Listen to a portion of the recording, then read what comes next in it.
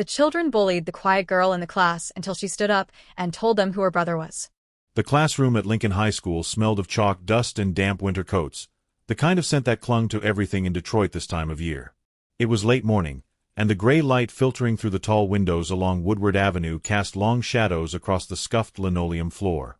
The hum of the heater rattled in the background, barely drowning out the restless chatter of 25 teenagers stuffed into a room meant for 20. At the back, near the corner where a chipped radiator hissed faintly, sat Emily Carter. 13 years old, small for her age, she hunched over her desk, her faded green hoodie pulled tight around her shoulders. Her dark hair fell in a messy curtain across her face, hiding her eyes as she scribbled in a worn notebook, the edges frayed from too many trips in her backpack. Up front, Jake Russo leaned back in his chair, feet propped on the desk, his Letterman jacket slung carelessly over his shoulders. His dad owned Russo's Auto World, a sprawling car lot off 8 Mile Road, and Jake carried that fact like a crown. Around him, his crew, Tommy Hayes and Kyle Brenner, snickered at something he'd said, their voices cutting through the room like shards of glass.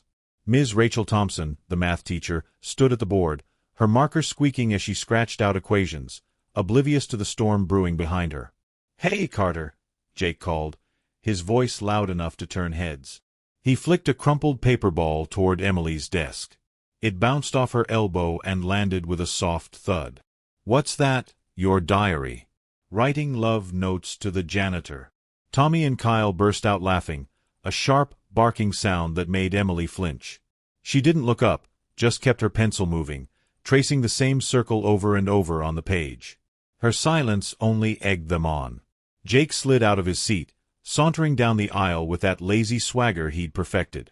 He snatched the notebook from under her hand, holding it high like a trophy. "Let's see what the mute's got to say." He flipped it open, smirking as he read aloud in a mocking tone. "Solve for X. Oh wow, real thrilling stuff. What, your mom grabbed this from a dumpster too?" The room rippled with uneasy giggles, a few kids shifting in their seats, caught between amusement and discomfort. Emily's hands clenched into fists on her lap, her knuckles whitening. She stared at the desk, the wood scratched with years of graffiti, initials, curse words, a faded heart someone had carved with a penknife. She could feel every eye on her, the heat creeping up her neck, the weight of their stares pressing down. Jake tossed the notebook back, letting it slap against the desk. "Come on, say something, Carter. Or did your tongue freeze in that ratty hoodie?" The air felt thick, heavy with the smell of wet boots and the faint tang of pencil shavings. Outside, a car horn blared on Woodward, sharp and sudden, slicing through the moment. Emily's chest tightened, her breath shallow. She thought of Ethan, his voice, low and steady, echoing in her mind from years ago. "Don't let them push you, Em. You're tougher than they think." She hadn't seen him in 3 years, not since that night he'd disappeared, leaving her with nothing but a chest set and a promise. But she could still feel him, like a shadow stitched to her skin.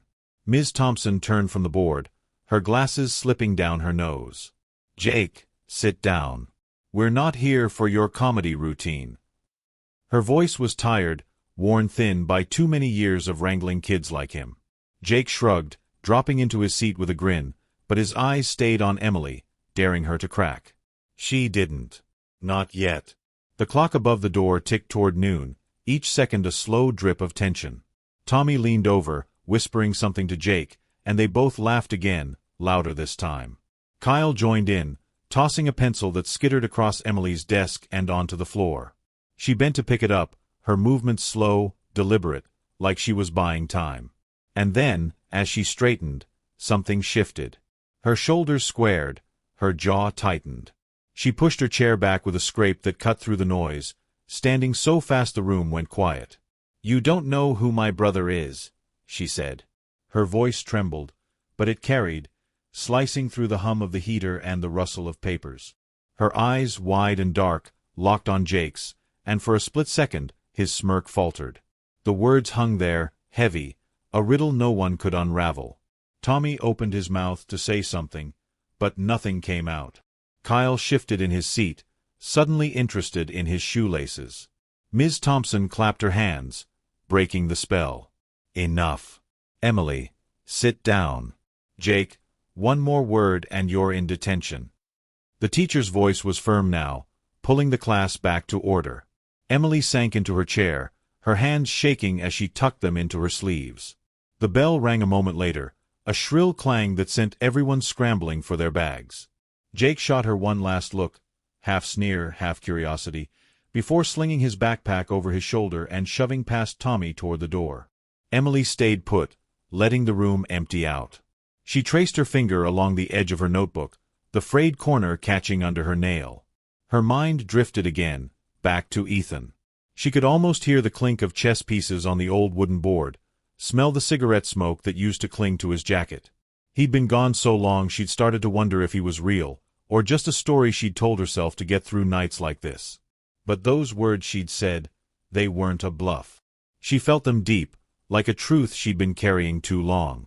The hallway outside buzzed with voices, lockers slamming, sneakers squeaking on tile.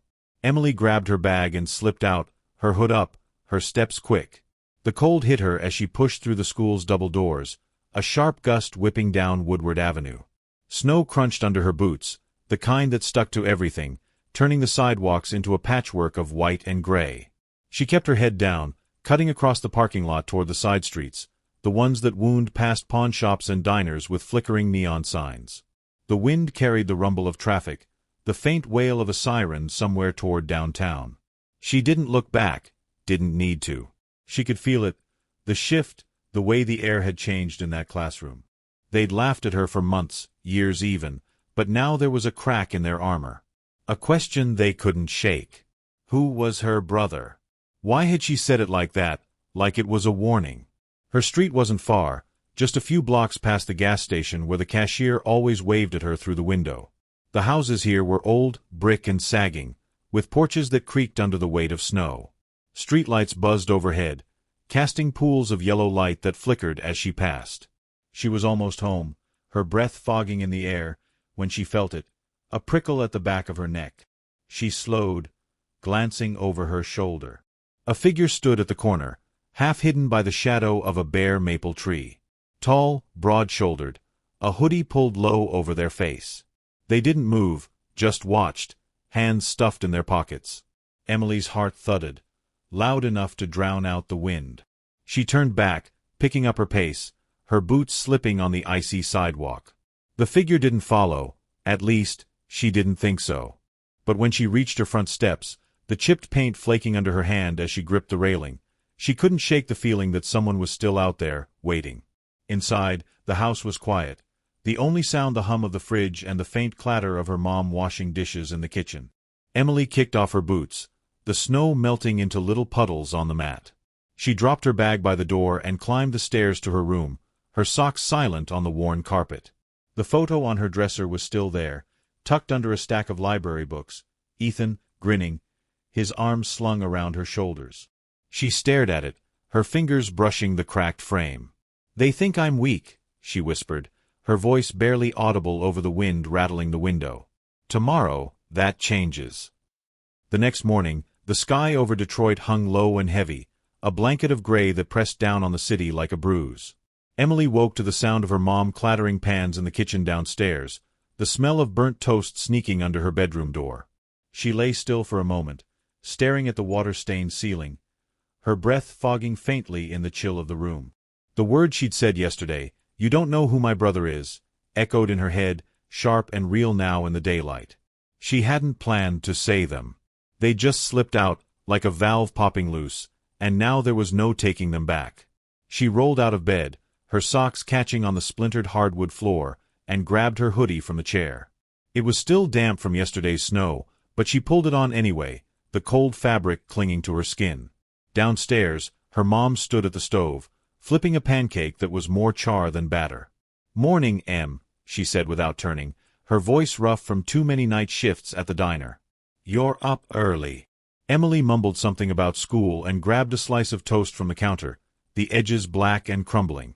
The kitchen smelled of grease and coffee, the radio crackling with a weather report about more snow on the way.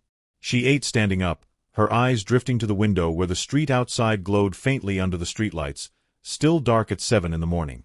The walk to Lincoln High was the same as always, past the corner store with its buzzing open sign, down the alley off 8 Mile Road where the chain-link fences rattled in the wind. Her boots crunched through yesterday's snow, now packed hard and slick with ice. She kept her hood up, her hands stuffed deep in her pockets, replaying the classroom scene in her mind. Jake's smirk. The way Tommy and Kyle had laughed, like hyenas circling a carcass. And then her voice, small but steady, cutting through it all. She wondered what Ethan would have done if he'd been there. Probably grabbed Jake by the collar and made him eat that notebook. The thought made her smile, just a little, before it faded. The school loomed ahead, a squat brick building with steam curling from the vents along the roof. Inside, the halls were already alive with noise, lockers banging, voices bouncing off the cinderblock walls, the sharp squeak of sneakers on tile. Emily slipped through the crowd, keeping her head down, her backpack slung over one shoulder. The bell rang as she reached the classroom, and she slid into her seat at the back just as Ms. Thompson started writing on the board. The radiator hissed beside her, a steady drip of warmth that smelled faintly of rust.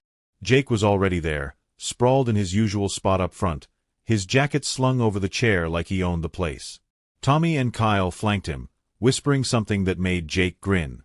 He didn't look at Emily right away, but she could feel it coming, the way you feel a storm before the thunder hits. Sure enough, halfway through the lesson, he twisted in his seat, his eyes locking on hers. "Hey, Carter," he said, loud enough for the whole room to hear. "Your brother some kind of superhero or what? Gonna fly in and save you." Tommy snorted, and Kyle tossed a balled-up gum wrapper that bounced off her desk. Emily didn't flinch this time. She met Jake's gaze, her fingers tightening around her pencil. "Maybe," she said, her voice quiet but firm. The room went still for a heartbeat, a ripple of surprise passing through it. Jake blinked, caught off guard, then laughed, a forced, brittle sound. "Yeah, right. Keep dreaming, mute." He turned back around, but there was a crack in his swagger now, a flicker of doubt. Ms. Thompson glanced over her shoulder, her marker pausing mid-equation. "Eyes up here, people." She tapped the board, her tone sharp, and the moment passed. But Emily felt it linger, a shift in the air. She bent over her notebook, her pencil scratching out numbers, but her mind was somewhere else. 3 years ago, Ethan had sat across from her at their rickety kitchen table, the chessboard between them. "Pawn to king 4, he'd said, his voice low, his hand steady as he moved the piece. "You don't attack right away, Em. You wait. Let them think they're winning." She'd been 10 then, small and scared, but he'd made her feel invincible.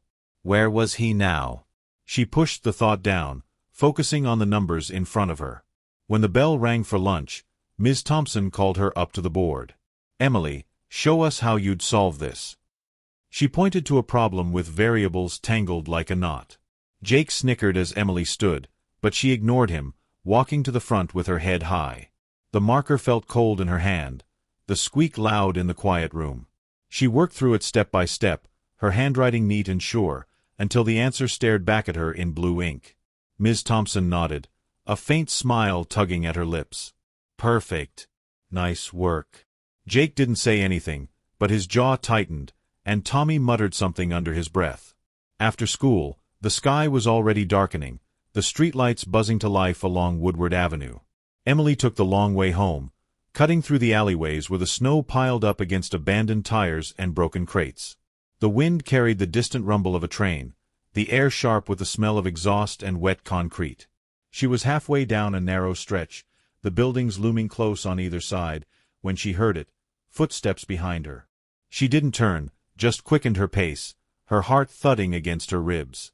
The steps matched hers, steady and deliberate, until they stopped at the mouth of the alley. Jake's voice cut through the quiet. "Where's your brother now, huh?" She spun around, her breath catching. He stood there with Tommy and Kyle, their shadows stretching long under the flickering light. Jake stepped closer, his hands in his pockets, a smirk playing on his lips. "What, he some ghost? Gonna haunt me?" Tommy laughed, kicking at a chunk of ice that skittered across the ground. Kyle hung back, his eyes darting like he wasn't sure he wanted to be there.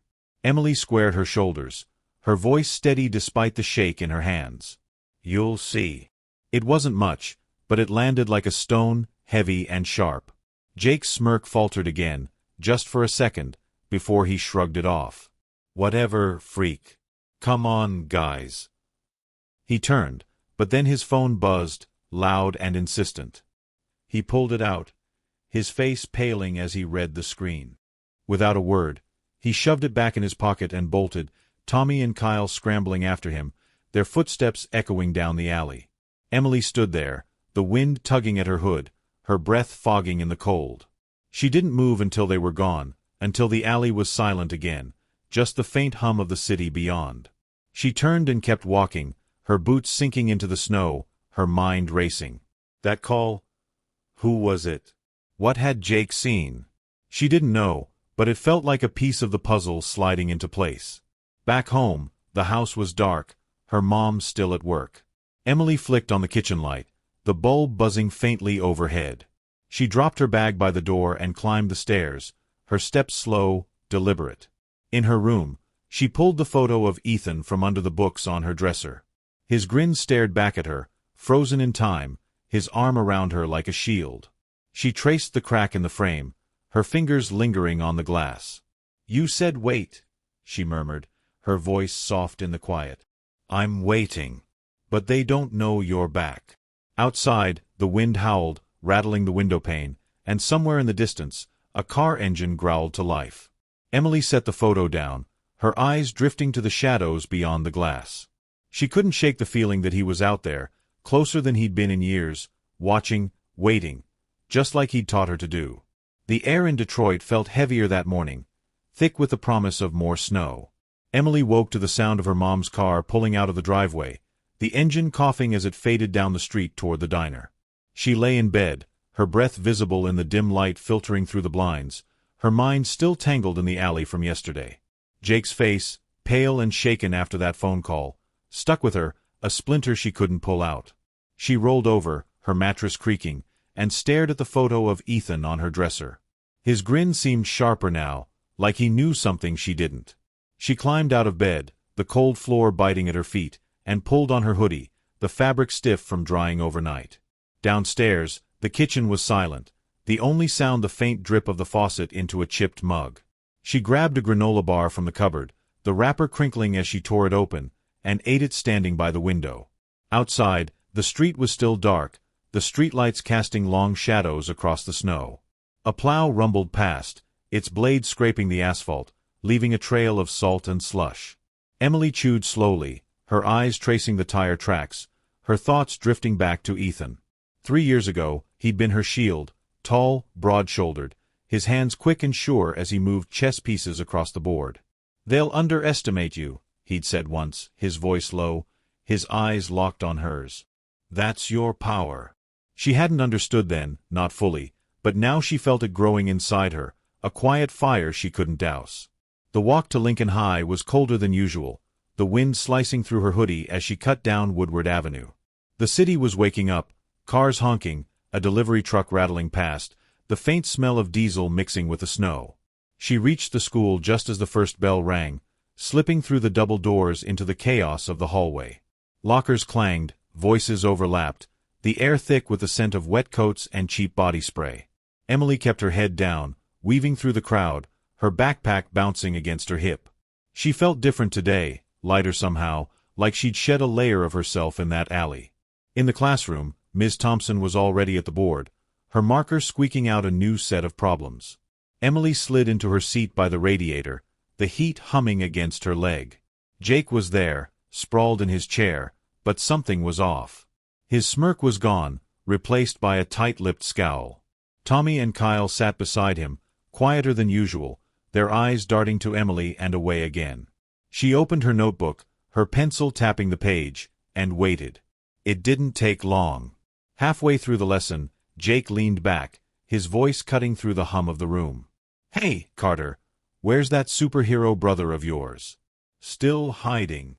His tone was sharp, but there was a hitch in it, a crack he couldn't hide. Tommy forced a laugh, but it died fast. Kyle just stared at his desk, picking at a splinter in the wood. Emily didn't look up, just kept writing, her pencil steady. "Maybe he's closer than you think," she said, her voice low but clear.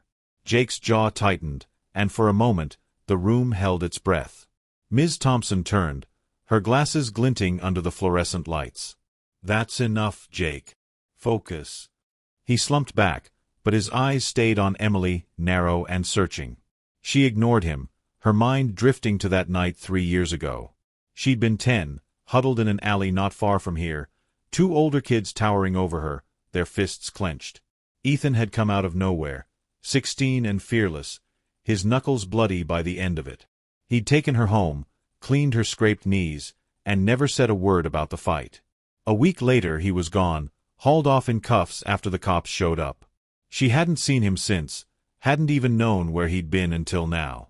But yesterday, that feeling, the prickle at her neck, the shadow on the street, it had to be him. The bell rang, jolting her back. Kids shuffled out, but Jake lingered, his crew trailing him like shadows. As Emily packed her bag, she noticed her backpack felt lighter. She unzipped it. Her books were gone, replaced by a wad of crumpled paper. Her stomach sank, but she didn't flinch. She slung it over her shoulder and headed to her locker, her steps deliberate. Sure enough, her textbook sat there, shoved in a messy pile, the covers bent. A note fluttered out as she pulled them free. "Freak." She crumpled it in her fist, her breath steady, and headed to her next class. After school, the sky was a bruise of purple and gray, the snow starting to fall in fat, lazy flakes. Emily walked alone, her hood up, the cold biting at her ears. She took the long way again, down the alley off 8 Mile Road, the same stretch where Jake had cornered her yesterday. The air smelled of wet pavement and rust, the wind carrying the faint clatter of a train crossing the tracks a mile off. She kept her pace even, her boots crunching through the slush, her mind replaying the day. The missing books, the note, it was Jake, no question. But that phone call, the way he'd run. Something bigger was coming. She was halfway home when she saw him.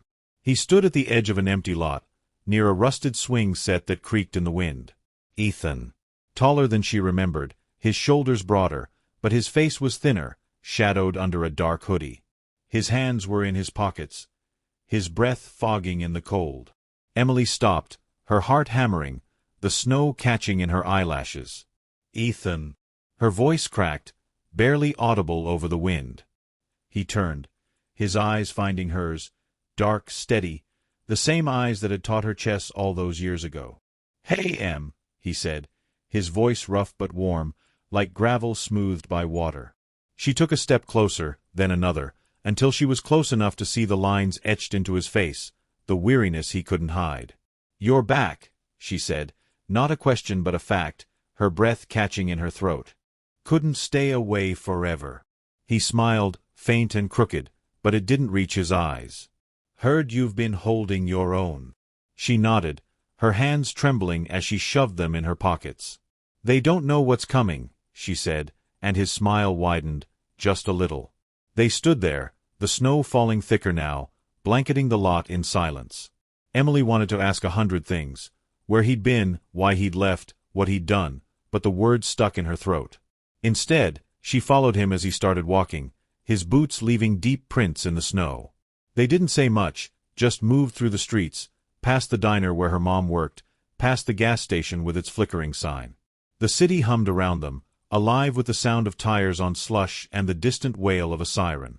It was dark by the time they stopped, standing across from a house on a quiet street off Jefferson Avenue. A big place, brick and new, with a shiny pickup parked in the driveway. Jake's house. Emily recognized it from the time she'd seen him climb into that truck after school. Ethan stared at it, his jaw tight, his hands clenched in his pockets. "He's the one, huh?" he said, his voice low, almost lost in the wind. Emily nodded, her breath fogging between them. "Yeah. But I can handle it." She didn't know if she meant it, not fully, but she needed him to hear it. Ethan turned to her, his eyes searching her face, and for a moment she saw the brother she'd lost, the one who'd fought for her, who'd taught her to fight back. "I know you can," he said, soft but sure. "But I'm here now." The snow kept falling, piling up around them, and Emily felt the weight of it all, the years apart, the fire inside her, the shadow of what was coming. She didn't know what Ethan planned, didn't know how far he'd go. But as they stood there, Watching the lights flicker on in Jake's house, she knew one thing: the game had just begun. The snow fell harder that night, blanketing Detroit in a thick, muffling white that swallowed the usual hum of the city. Emily barely slept, her mind churning with Ethan's voice, his shadow against the glow of Jake's house. She woke to the sound of the wind rattling the window, the glass creaking in its frame, and the faint clatter of her mom getting ready for the early shift. She lay still, her breath fogging in the cold, her eyes tracing the cracks in the ceiling. Ethan was back, really back, and the weight of that truth pressed down on her, heavy and alive. She climbed out of bed, her socks silent on the floor, and pulled on her hoodie, the familiar damp chill settling into her bones. Downstairs, the kitchen was empty, a half-empty coffee mug steaming on the counter, the radio crackling with static and a forecast of more snow. Emily grabbed an apple from the bowl, the skin bruised but sweet, and bit into it as she stared out the window. The street was a blur of white, the streetlights glowing faint and yellow through the storm. She thought of Ethan, out there somewhere, his hands in his pockets, his eyes on that house. She'd told him she could handle it, and she meant it, or wanted to. But now, with him here, the lines were blurring, and she wasn't sure where her fight ended and his began.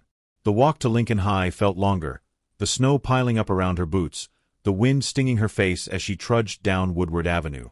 The city was quieter, muffled by the storm, the only sounds the crunch of her steps and the occasional rumble of a plow scraping the streets. She reached the school just as the bell rang, shaking snow from her hood as she slipped inside. The halls were a mess of wet footprints and chatter, the air thick with the smell of damp wool and melting ice. Emily moved through it, her backpack heavy against her shoulder, her mind on Jake. He'd been off yesterday, rattled, unsure. She wondered if he'd felt it too, the shift, the shadow closing in. In the classroom, Ms. Thompson stood at the board, her voice droning over the hiss of the radiator. Emily took her seat, her fingers tapping her desk, her eyes drifting to Jake. He was there, slouched low, his jacket zipped tight like armor. Tommy and Kyle sat beside him, quieter than usual, their heads bent over their phones. The lesson dragged on, numbers blurring into shapes on the board, but Emily barely heard it. She kept seeing Ethan's face, the way he'd looked at that house, the hardness in his jaw. She'd spent years holding her own, building walls out of silence, but now he was here, tearing them down with every step he took. The bell rang for the end of the day, and the room emptied fast, kids eager to escape into the snow.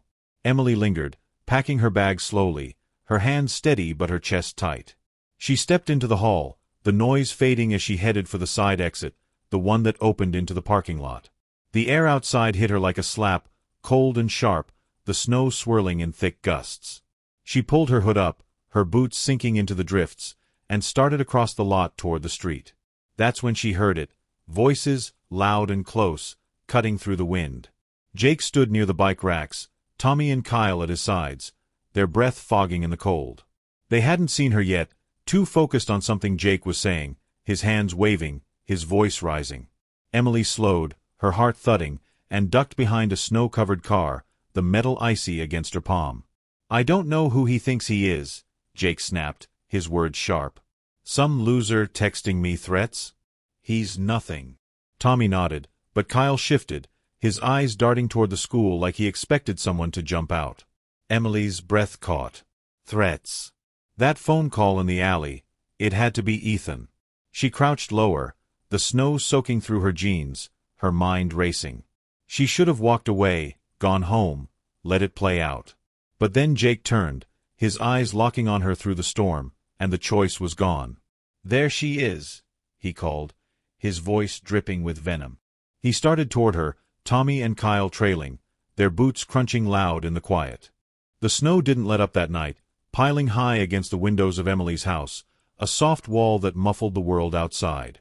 The police lights had faded hours ago, leaving only the hum of the fridge and the creak of the floorboards as her mom paced downstairs. Emily sat on her bed, her knees pulled to her chest, the photo of Ethan clutched in her hands. The cracked frame dug into her palm, but she didn't let go.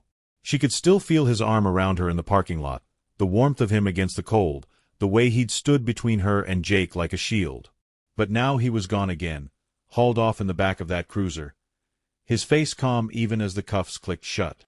She'd wanted to scream, to run after him, but her mom had held her back, her grip tight and trembling. Downstairs, the front door rattled open, and Emily's heart jumped. She dropped the photo and bolted to the stairs, her socks slipping on the worn carpet. Her mom stood in the entryway, shaking snow from her coat, her face drawn and pale under the kitchen light. "He's out," she said, her voice rough from exhaustion. "They let him go. No charges." Emily froze, her breath catching. "What?" Her mom hung her coat on the hook, the fabric dripping onto the mat. "Jake's dad didn't press it. Guess he didn't want the hassle, or the story getting out." She rubbed her eyes, the lines in her face deeper than Emily remembered. "He's at the station, finishing paperwork. Be home soon." Emily sank onto the bottom step, her hands trembling as relief flooded through her. She'd braced for worse: jail, a trial, Ethan gone again for years. But he was coming back.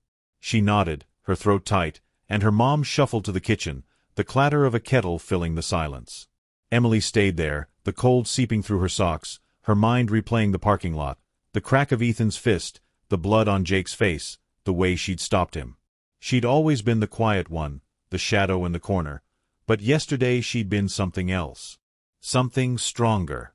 Morning came slow, the sky still gray but lighter, the snow easing into a soft drift. Emily walked to school alone, her boots crunching through the shoveled paths along Woodward Avenue. The air smelled of salt and exhaust, the plows rumbling in the distance, the city waking under its white blanket. She reached Lincoln High just as the bell rang, slipping through the doors into the familiar chaos of the halls. Lockers slamming, voices bouncing off the walls, the faint tang of wet boots and coffee from the teacher's lounge. She felt eyes on her as she moved, whispers trailing her like smoke, but she kept her head up, her steps sure. In the classroom, Ms. Thompson stood at the board, her marker scratching out equations, her voice steady over the hum of the radiator. Emily took her seat, her notebook open, her pencil tapping the page. Jake was there, slouched low, a bruise blooming purple across his jaw. Tommy and Kyle sat beside him, their heads down, their usual chatter gone. The room felt different, tighter, like everyone was holding their breath. Halfway through the lesson, Ms. Thompson turned, her glasses catching the light. "Emily, why don't you come up and walk us through this one?" She tapped the board, a problem tangled with variables, her tone casual but firm. Emily stood, her chair scraping the floor, and walked to the front. The marker was cold in her hand, the squeak loud in the quiet. She started talking, her voice soft but clear, breaking down the steps as she wrote, X here, divide there, simplify. The numbers fell into place, neat and sure, and when she finished, Ms. Thompson nodded. "Good. Very good." Emily glanced at Jake as she turned back, his eyes locked on his desk, his hands clenched. She didn't smile, didn't gloat, just walked to her seat, the whispers starting up again behind her. At lunch, she sat alone in the cafeteria, the noise of trays and voices swirling around her. She picked at a sandwich, her mind drifting to Ethan, where he was now, what he'd say when he got home. Then a shadow fell across her table, and she looked up. Sarah Mitchell stood there, a quiet girl from her class, her tray balanced in her hands. "Can I sit?" she asked, her voice hesitant. Emily nodded, surprised, and Sarah slid into the seat across from her, her curly hair bouncing as she settled. "I heard what happened," Sarah said, peeling the lid off a yogurt. "With Jake. Everyone's talking about it." Emily shrugged, her sandwich halfway to her mouth. "Yeah, guess they are." Sarah glanced around, then leaned in, her voice low. "You're brave, you know, standing up like that. I couldn't do it." Emily paused, the bread soft in her fingers. "He's my brother," she said, simple and true. "He fought for me. I had to fight for him." Sarah nodded, a small smile tugging at her lips, and they ate in silence, the cafeteria buzzing around them. After school, Emily walked home, the snow crunching under her boots, the air sharp with the promise of night. She stopped by her locker first, pulling out her books, and found a folded note tucked inside. She opened it, Jake's messy scrawl, just 2 words, "I'm sorry." She stared at it, her breath fogging in the cold hallway, then crumpled it in her fist. She didn't know if he meant it, didn't care. It was enough that he'd written it, enough that he'd lost. The house was warm when she got home, the smell of meatloaf drifting from the kitchen. Her mom stood at the stove, stirring a pot, the radio playing soft Motown hits. Ethan was there, leaning against the counter, his hoodie swapped for a worn flannel, his hands wrapped around a mug of coffee. He looked up as Emily walked in, his grin faint but real. "Hey, Em," he said, his voice warm, and she dropped her bag by the door, her boots leaving wet prints on the mat. "You're okay?" she asked, her eyes searching his face. He nodded, setting the mug down. "Yeah, all good now." Her mom turned, a tired smile on her face. "Dinner's almost ready. Go wash up." Emily climbed the stairs, her steps light, and splashed water on her face in the bathroom, the cold stinging her cheeks. She looked in the mirror, her eyes darker, her jaw sharper, someone new staring back. Back downstairs, the table was set, mismatched plates and chipped glasses, the meatloaf steaming in the center. They ate quietly at first, the clink of forks and the hum of the fridge filling the space. Then Ethan spoke, his voice low. "Got a job today. Coaching at the gym on Jefferson. Start next week." Emily's mom raised an eyebrow, a flicker of hope in her eyes. "That's good, Ethan. Real good." He nodded, cutting into his food, and Emily watched him, the tension in her chest easing. The doorbell rang after dinner, a sharp chime that made them all pause. Emily answered it, snow swirling in as Sarah stepped inside, her coat dusted white. "Hey," she said, stomping her boots on the mat. "Thought I'd stop by. My mom's working late." Emily's mom waved her in, and soon they were all around the table again, the meatloaf gone but the warmth lingering. Ethan pulled out the old chess set from a drawer, the wooden pieces worn smooth, and set it up. "You play?" he asked Sarah, his grin widening. "A little," she said, shy but game, and they started, Ethan guiding her through the moves while Emily watched, her hands wrapped around a mug of tea. The room filled with their voices, Ethan's low laugh, Sarah's questions, her mom's hum along to the radio. Outside, the snow kept falling, soft and steady, piling up against the windows, but inside it was warm, alive, the kind of night Emily hadn't known in years. She stood, carrying her mug to the window, and looked out at the street. The lights glowed faint through the storm, the world quiet under its white blanket. She thought of Jake, the note, the bruise on his jaw, how he'd lost, not just the fight but something bigger. She thought of Ethan, back where he belonged, and herself, no longer the shadow in the corner. "Sometimes you have to stand up to be heard," she whispered, her breath fogging the glass, and behind her, the chess pieces clacked, the laughter rose, and the night stretched on, warm and unbroken. Thank you for spending time with our heroes. Share your thoughts in the comments if this story resonated with your heart. Like and subscribe to our channel so you won't miss other touching stories. Share this video with your friends. It might inspire something important.